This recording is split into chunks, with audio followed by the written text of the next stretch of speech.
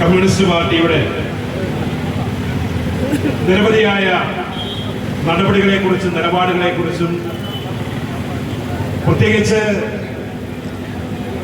Marxist പാർട്ടിക്കെതിരെ എക്കാലത്തും ഉയർന്നു വരുന്ന ഏറ്റവും ഗുരുതരമായ ആക്ഷേപമായ കൊലപാതക രാഷ്ട്രീയത്തിനെതിരെയും നിരവധി പോരാട്ടങ്ങൾ നമ്മുടെ നാട്ടിൽ നടന്നിട്ടുണ്ട്.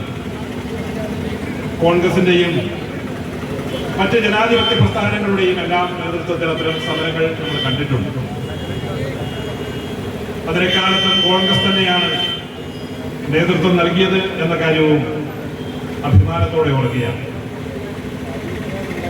പക്ഷെ ആദ്യമായിട്ടാണ് വളരെ ഗുരുതരമായ, ഒരുപക്ഷെ ലോകത്തെ ഒരു രാഷ്ട്രീയ പ്രസ്ഥാനവും നേരിടാത്ത ഒരു ആക്ഷേപത്തിനും ആരോപണത്തിനും CPM വളരെ വിപുലമായ തോതിൽ അത്തരമൊരു ആക്ഷേപം, ഒരു ആരോപണം നേരിടുന്നത് എന്നുള്ളത് ഈ നാട്ടിലെ ജനാധിപത്യ വിശ്വാസികൾ വളരെ ഗൗരവത്തോടെ നോക്കിക്കാണുകയാണ്. CPMന്റെ രക്തസാക്ഷി കുടുംബങ്ങളെ അപമാനിച്ചുകൊണ്ട്, രക്തസാക്ഷികളെ അപമാനിച്ചുകൊണ്ട് CPM നടത്തുന്ന ഗുരുതരമായ ഒരു അഴിമതി ഒരുപക്ഷെ കേരളത്തിൽ തന്നെ CPM എന്ന പാർട്ടിക്ക് നേരെ മാത്രമല്ല, നമ്മുടെ ജനാധിപത്യ സംവിധാനത്തിൽ രാഷ്ട്രീയ പാർട്ടികൾക്ക് തന്നെ നാണക്കേടുണ്ടാക്കുന്ന, കേരളത്തിൽ തന്നെ നാണക്കേടുണ്ടാക്കുന്ന, നമ്മുടെ നാടിന് തന്നെ നാണക്കേടുണ്ടാക്കുന്ന